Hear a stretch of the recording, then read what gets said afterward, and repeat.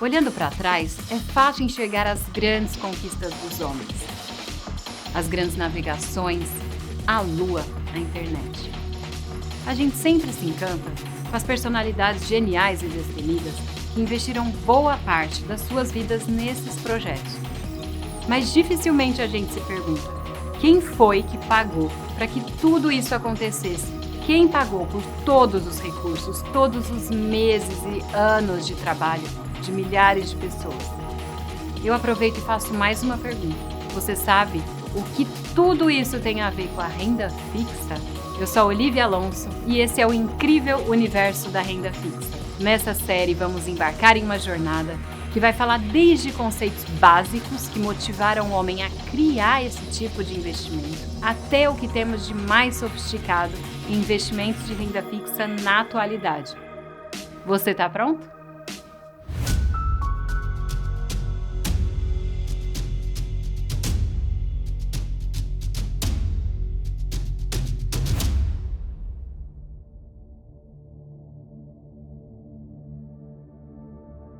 Mesopotâmia, 2400 a.C. Naquele tempo, o milho era a principal moeda de troca. Se você fosse investir ou emprestar dinheiro, você fazia isso com grãos de milho. Para assegurar o investidor, era feito um contrato que garantia o reembolso completo. E esse contrato se chamava runa. O que os mesopotâmicos estavam fazendo é o mesmo que a gente faz hoje: garantir o retorno de um investimento através de contratos de renda fixa. Os conceitos por trás desses investimentos também não mudaram. Investimentos de renda fixa são investimentos que a pessoa física faz de forma que ele tenha uma taxa, um valor meio que ele saiba a priori quanto ele vai receber. Apesar de, obviamente, você ter diferentes indicadores ali, que esses indicadores podem sim variar ao longo do tempo, ele tem uma boa noção de quanto ele vai receber no futuro. As empresas emitem dívida especialmente porque elas querem financiar um projeto ou cuidar do seu fluxo de caixa. Então, usualmente é isso que você vê quando a empresa faz uma emissão de dívida. E ela não quer ceder uma parte do controle da companhia que ela teria que fazer se ela fosse emitir ações. Então, nesse sentido, ela consegue financiar todo aquele projeto ou fluxo de caixa por um período de tempo sem comprometer o controle da companhia ou, especialmente, limitando o upside de novos sócios. Né? Quando você dá sociedade, você emite ações, o seu ganho, caso a companhia dê certo, ele é maior caso você tenha menos sócios. E quando você faz dívida, na verdade, você tem essa questão de que você balanceia o prazo do seu investimento com justamente o upside que você tem na companhia no longo do tempo. Os investimentos em renda fixa são aqueles que, de forma antecipada, você já possui algumas regras de investimento. Então, o investimento de renda fixa, você pode acordar antecipadamente qual será a taxa que aquele investimento vai te gerar. Você também pressupõe regras com relação ao prazo daquele investimento. E acho que é sempre muito mais fácil explicar o que é um investimento em renda fixa fazendo um paralelo do que é o investimento em renda variável, né? Como é o investimento em ações. Quando você investe em ações, você não sabe qual o prazo que aquele investimento vai durar, você não sabe qual é o fluxo de caixa que aquela empresa vai te entregar, você não sabe inclusive a taxa que você vai descontar aqueles fluxos. Então, o que acontece em renda variável, onde a incerteza é muito grande, no caso da renda fixa é o contrário. Você tem alguma previsibilidade de prazo que você vai durar esse investimento, previsibilidade de taxa, quanto que você vai receber lá no futuro. Então, todas essas diferenças que existem entre o investimento em renda variável e em renda fixa é o que determina essa separação entre os dois tipos de investimento. No geral, os investimentos em renda fixa se compactua antecipadamente prazo, principalmente é uma das coisas mais importantes do investimento em renda fixa. Muitas vezes se compactua também a taxa, seja ela pós-fixada ou pré-fixada. Então, todas essas características são as mais importantes quando você vai analisar um investimento em renda fixa. Óbvio que existem também algumas outras características super importantes, como é o caso, por exemplo, do emissor. Quem que é o emissor daquele título de renda fixa e que vai te retornar esse dinheiro depois de algum período, se é um título governamental, se é o título de uma empresa, se é um título baseado em fluxos de caixa de um determinado projeto. Alguns têm garantia, né, como cobertura do crédito que ele está oferecendo. Outras têm isenção de tributação e outros oferecem também cobertura do FGC. Então, geralmente, produtos oferecidos por bancos têm a cobertura até 250 mil investidos por CPF, ele é coberto pelo FGC. Sobre o FGC, ele é um fundo garantidor de crédito, né, que uma associação de bancos criou em 1995. Eles fizeram isso justamente porque, na época, poucas pessoas investiam, né, tinha esse medo de investir. Então, eles criaram essa cooperativa para dar essa garantia de crédito. Então, até 250 mil investidos por CPF é coberto por esse fundo. E geralmente são produtos emitidos por bancos. Existem aqueles títulos de renda fixa que são garantidos pelo governo.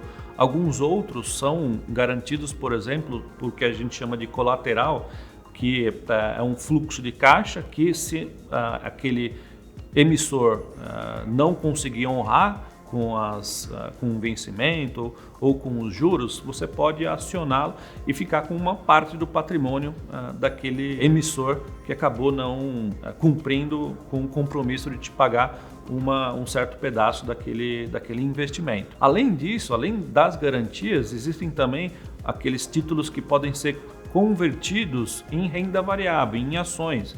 Então, são as famosas debêntures conversíveis, são os títulos conversíveis em ações que dá uma característica bastante interessante para o detentor desses títulos que, na maioria das vezes, tem o direito ou de permanecer usufruindo da renda fixa, né, do fluxo constante, da taxa pré-pactuada ou através do direito dele, converter essa dívida em uma participação acionária à vontade dele. Sobre tributação, varia muito. Tem investimentos que não têm tributação e tem outros que ele tem a tributação que segue uma tabela regressiva. Então, até 180 dias de investimento você paga 22,5% no valor que você ganha, né, na aplicação. E se você deixar o seu investimento por um longo período, mais de 2 anos, por exemplo, você consegue regredir essa taxa para até 15% de tributação.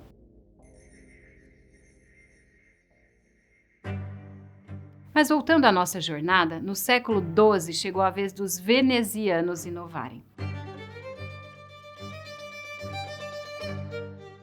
Eles foram a primeira civilização a emitir um título de dívida pública, o prestiti. Para financiar os custos da guerra, o governo de Veneza prometeu pagar 5% ao ano, perpétuos aos credores. Ainda assim, esse investimento teve muita resistência e descrença da população. Foi só a partir do século XIV que essa modalidade ficou mesmo popular. Com o desenvolvimento desse mercado e o aumento da negociação desse tipo de título, a população foi percebendo que ela poderia comprar e vender esses ativos conforme quisesse. Nessa época, então, já eram esboçados os primeiros conceitos de risco no mercado de renda fixa. Será que, após mais de 600 anos com a evolução do mercado, esses riscos ainda existem? Renda fixa é ou não é um investimento seguro? Bom, a primeira coisa que a gente precisa avaliar quando investimos em um título de renda fixa ou quando pensamos em investir em um título de renda fixa é, com certeza, se o emissor, para quem a gente está emprestando esse dinheiro, vai ter condições de nos retornar esse dinheiro dentro das características que a gente compactuou. Então, quando a gente, por exemplo, compra uma debênture de uma empresa e que isso pressupõe que a companhia vai ter que gerar fluxo de caixa suficiente para te pré-pagar esse investimento que você acabou fazendo, é super importante analisar se essa empresa vai ter condições de continuar gerando caixa para fazer os pagamentos que ela deve para você. Além dos riscos do emissor, da capacidade do emissor de realizar o retorno do seu investimento, é super importante também avaliar as taxas de juros de mercado, porque se as taxas de juros de mercado flutuam e se você tem uma taxa pré-fixada naquele seu investimento, é possível que na marcação ao mercado, aquele valor que você tenha investido anteriormente flutue ao longo do tempo.